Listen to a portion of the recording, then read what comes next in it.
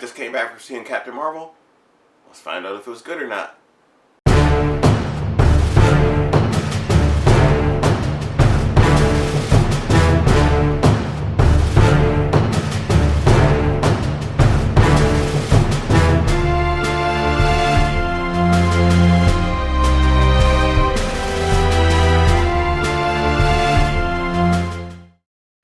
Hey guys, welcome to Picture Book Drama, where it is everything in entertainment.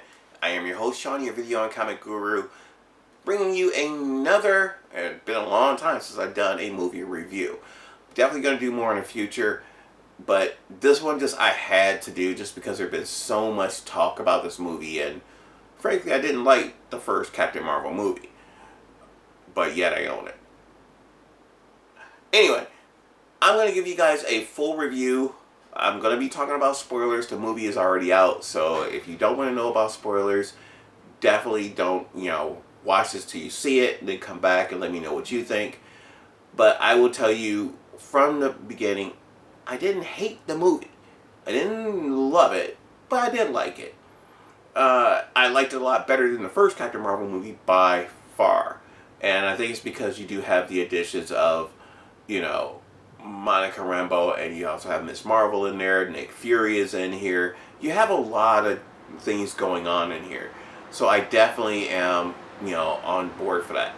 Sorry if you hear, my heat just kicked in, but it's cold here in Chicago, and we need some heat. But I will say, first things first, everyone says it's the shortest Marvel movie out there, and that is true. It's less than 2 hours. It's probably about, hour 45 minutes, maybe a little less. And all things said, even though I definitely recommend you seeing it in the theater if you are a Marvel fan. It's a lot of great scenes in there, but it's mainly a special effects movie. It's an action movie. It's not a story driven movie. It's unfortunately falling into the same trap of all the more recent Marvel movies, except for like Guardians of the Galaxy, which did keep the story going. Here it didn't progress, and it felt like we were missing a movie in between Captain Marvel and the Marvels, because the whole motivation of our villain, who Darvan or whatever the hell her name is, to go with the grill. By the way, what the hell is that? It's the dumbest looking grill ever. I was wondering what in the commercials you really couldn't tell, what was up with her. I thought it might have been bad CG, but this is actually a grill. She has beef with Captain Marvel because Captain Marvel did something very, very, very stupid and bad, which really does not get the time is needed. The villain is not developed. It seems like she has the motivation, but we don't get to see where her motivation comes from. We get to hear about it, but we don't get a flashback really to show us her story. I want to see her determination, why she is the one going after her. Instead of being like, another version of Ronin or Ronin Light. Because she is not even up to that standard. She's carrying a hammer with the worst costume ever. I mean, seriously, probably one of the worst costumes in the MCU history. What the hell? Like something out of the 80s. But besides that, unfortunately, Captain Marvel, they don't really give Brie Larson enough dialogue or room to stretch. So unfortunately, she's still kind of that same stoically quiet character. But you need to know the history and have more invested in the character before you can make someone stoic and quiet. Monica Rambeau, she kind of was just window dressing in a way. She is great. I think Brie Larson and the actress Titania, and I can't remember her last name, who plays Monica Rambeau, they're great in other things. But here, it's like they don't have anything to do because the story doesn't allow it. Or it got cut out. I heard there were a lot of reshoots. But it just didn't work. But I still like them. But I think, in the end, you could have painted Captain Marvel as the villain. And they didn't go that route in two different ways. With our villain, Darvan, and with Monica Rambeau. There's history between her and Monica Rambeau that doesn't really get the time is needed. It's implied. It's brought out one time, I think, and then that's it. So it just was a wasted potential right there. The biggest thing in this movie is Miss Marvel, and I can't remember her name, Kamala. Again, my apologies for not being able to remember the actress's name, but she was the heart of the movie. I was not the biggest fan of Miss Marvel, but by the last episode, I found myself really liking the character. Because she could go she could go to the side of being super annoying, which she kind of was during most of the series. But in here, it's like you can see she's just, she's meeting her hero. You're finding out sometimes meeting your hero isn't all it's cracked up to be. She's finding out what it really means to be a hero, and there are sacrifices that need to be made sometimes for the greater good. You can't think of the one; you have to think of the whole. And I think that's another thing that really needed to be fleshed out more. Even though this one, out of all the things going on, that was definitely in the forefront for her character, because up to that point in the movie, everything's an adventure. Which you can understand. She's a fangirl coming into this. She's meeting her hero, her idol, and she gets to go on this great, intergalactic adventure. It's a dream come true in some ways. But she finds out that dream could easily become a nightmare. So I really do like her. Nick Fury, I don't even let's not call Nick Fury. Just call it Samuel L. Jackson. Sam. Because he literally just walks in there. I don't even think he has lines. I think he just says something, other people react to it, and that's it. But I did enjoy him in this. He was better here than he was in Secret Invasion. Secret Invasion was just a train wreck. It just was not good. And then there were things that's supposed to take place in this movie, like the treaty, the alliance, and trying to end the war, which was kind of there, but it really wasn't part of the movie. It was implied. They should have had the Skrulls really mad at Captain Marvel and Nick Fury because they did not fulfill their promise. I mean, I think if any reason for them to become from friends to enemies, it's them. And it would have been a great way to turn them against humans. They just ain't do it. I will definitely say the ending of this, it's in the trailer. If you look carefully, there are 2 scenes in there that are the end of the movie, or ending of the main movie. It's terrible. I don't know what Marvel's doing. Did one of the Sony editors get a hold of this damn thing? They're the ones that are known for giving you the ending. Here you get to see 2 scenes from the end of the movie. No, actually more than that. You get to see a couple of them, which are one of them is part of a spoiler, if not more. But I will simply say by the end of the movie, something happens.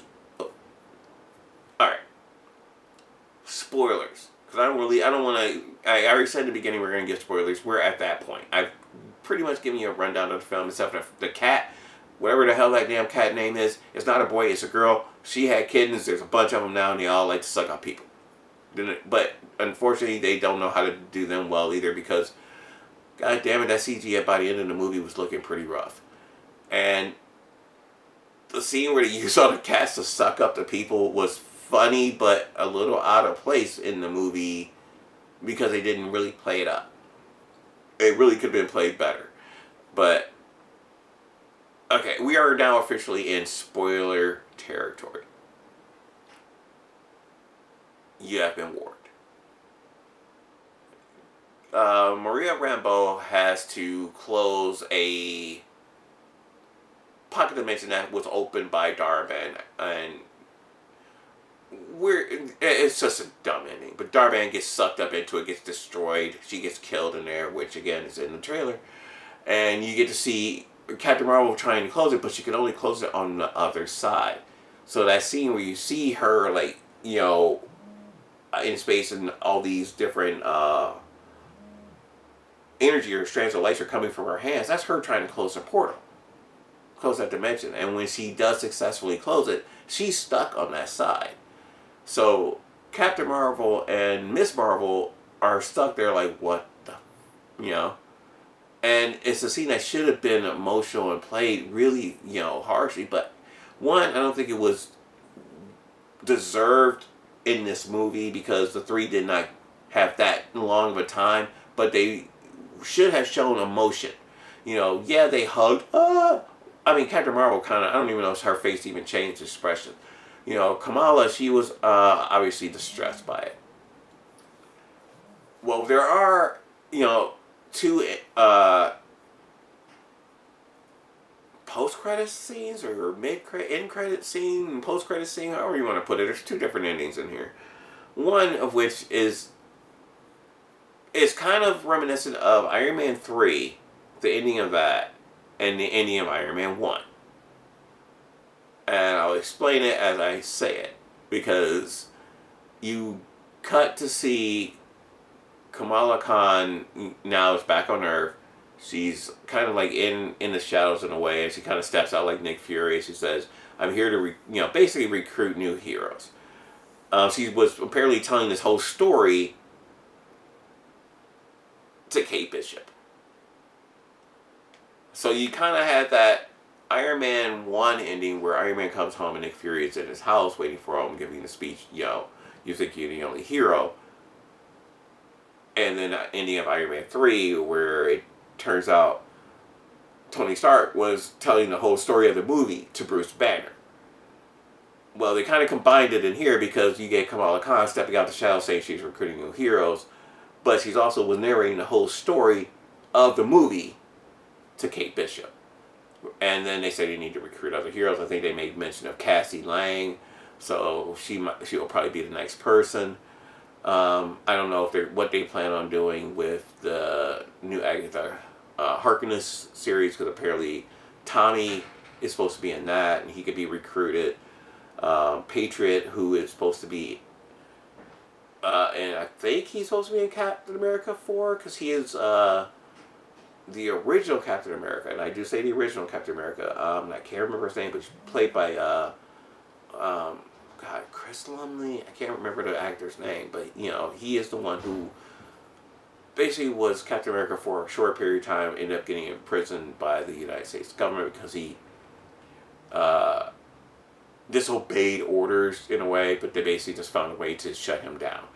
But his grandson is supposed to be Patriot, who, if you guys know Young Avengers, he's the leader of the Young Avengers, and he was actually introduced in Falcon and the Winter Soldier. I know it's a lot, to take in, but you do have all of them. They could all become the Young Avengers, but at least we know for sure it will be Miss Marvel, Kate Bishop's Hawkeye, and Cassie Lang. Who else? We don't know. The main post-credit scene, or mid-credit scene, whatever you want to call it, is where you see Monica Rambeau waking up. She wakes up in a medical hospital, or in a hospital room, or it's in a medical bay, and she turns her head, and we get to see her mother, but a younger version of her mother, in a chair next to her, very reminiscent in a way to what Monica Rambeau had gone through in WandaVision when she woke up, where she was supposed to be the one in the chair. Her mother was the one in the hospital bed. So obviously she's a little, she's weirded out. She's freaking out. She's like, what's going on? And Monica, or is it Maria Rambeau? Let's just call her what they call her in here. I'll explain it later. As God, and I just had it in my head and I just died. Oh my God. Well, okay, we'll just keep going because eventually it will pop up. It'll click in my head. But her mother is asking, who are you? How did you get here? And all of a sudden you hear Kelsey Grammer's voice. And then the camera pans and it's Beast. But I'm going to say it's not the Beast from the other X-Men movies that Kelsey Grammer had played in. This is a different Beast because of the look of him. He has a more classic comic book accurate Beast look with that, almost wing swept fur look to him. He has his glasses. Still, everything else sounds the same, but he is 100% CG and it shows. It's like a last minute add-on. Probably got permission to add Beast to it. Maybe Kelsey Grammer finally signed off on it. Said I'll do the voice. Well, I sure as fucking putting on that damn makeup again. Who knows? But he is basically like they're trying to figure out who she is. You know, they say like, you know, what you're describing coming from another dimension is impossible, and we don't have any idea how to get you back. But you rest, we'll figure it out. I have to go and talk to the professor and give him an update. So obviously, Professor Xavier's there, and as you pull back, Beast tells Monica's mother, I'll be back, take care of our guests, whatever. And as it pulls back, you realize they're in the X-Men, they're downstairs in the X-Men mansion. Because they're in, you see the door. And you see her mother standing there in her full costume, which, I will not lie, ugly as fuck. No idea what the fuck her name, the name is. To this day, I've been trying to think about it since I forgot. But it is from the comic books. It's actually who Carol Danvers. Binary!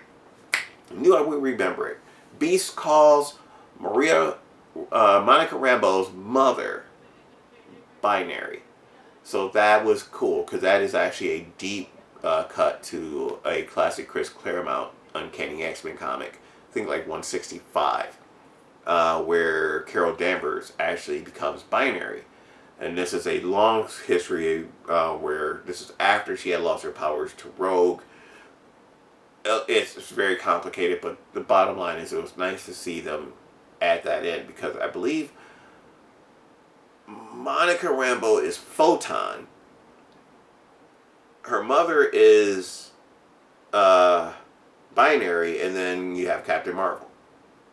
So that is very cool. Then you have Miss Marvel. So you have all four representations of one character actually in the same movie. Very nice.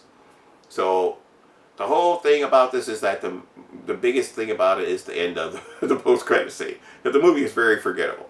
The scene I didn't even talk about, wasn't sure I wanted to, was the whole singing planet crap. It's stupid. It kind of was like, is this a TV show? Is this like a bad episode of Star Trek? What the hell are we doing? I really wanted more from the villain, but even from the trailer, I knew we weren't going to get it. Once I saw she was a Ronin ripoff, it was done. I was, okay, our villain's not going to be anything. Let's at least hope that we get good camaraderie. Which we do. We do get a nice progression of the story. We get to find out how the X-Men are going to be introduced in, at least this iteration. I get, again, it's like Captain Marvel is a very bland character. I'm not sure if that's how they want her. They may think this is like that, Clint Eastwood, the man with no name type of thing, keep her, very deadpan a lot of times. Photon, she was kind of like reacting to everything around her. She didn't really progress that much for me, if at all, until the end. And then it was like, okay, through this, I don't know, 45 minutes, I get 5 minutes of development for you. Yeah. But the heart of the movie is Kamala Khan, Miss Marvel. So even though I've been nitpicking, the story itself needs a lot of work, but it is an improvement from the last Captain Marvel movie. Unfortunately, it's not because of Captain Marvel herself, it's because of everyone else around her. But she did improve. I will say that. She definitely improved, but she's playing off people better. They're writing her a little bit better, but they really are focusing on Kamala Khan, Miss Marvel. But I enjoyed it. I'm glad I saw it on the big screen because the action scenes are very good. I would say 2/3 of the special effects are good, but I think you can tell when reshoots come in because the special effects aren't as good. Like that first half hour, the whole movie was like that. Just fast-paced, here's the story, here's everything going on, let's go. I would love it, but then it slows down because, of course, you have to have those quiet moments. They have to bond. And I really would have rather they bonded in battle. It would have made things funnier. But I would definitely still say, it's worth the price of admission in a theater if you are a Marvel fan. Other than that, no. Wait till it comes out on Disney Plus and see it that way. You are paying for their subscription. You have the right to wait for it to come out on video. You decide. I'm only giving you my opinion. As a Marvel fan, I am 100% glad I saw it on a big screen. But you have to make your own choice. I'm just giving you a suggestion. I did throw a bunch of things out there, pretty much ran the movie for you. Hopefully it may make you want to see it. There is one other cameo from Valkyrie in here, and I'm questioning it because how the hell did she open a Bifrost? Let me know in the comment section if you guys saw it and if you even thought about that or if you're thinking about it now. Why couldn't they at least put her in her armor? She just wore this business suit, which, again, that's what she wears when she's doing her day-to-day business. But this was not day-to-day business. You could have had her in there, too. This could have been like a little mini Avengers movie. She could have had a scene, too. It kind of like was wasted opportunities here. So, I don't know. We'll have to see. Does this mean that, we're... And again, Emilia Clarke, is she now, a part of all this? Where the hell was she at? She should have popped up, too. Nothing. But that's it for me, guys. I mean, again, I know I'm sounding like I'm going back and forth. Again, I am glad I saw it in the theater. I saw it with other fans of the genre. And again, when that post-credit scene hit, obviously the whole place erupted. So it's a fun time. So that'll do it for me, guys. Let me know what you guys think. Remember, here at Picture Book Drama, it's everything in entertainment, and only you can make your decision on how you spend your money, not me. I'm showing you a video on Comic Guru. I'll see you guys next time. Peace.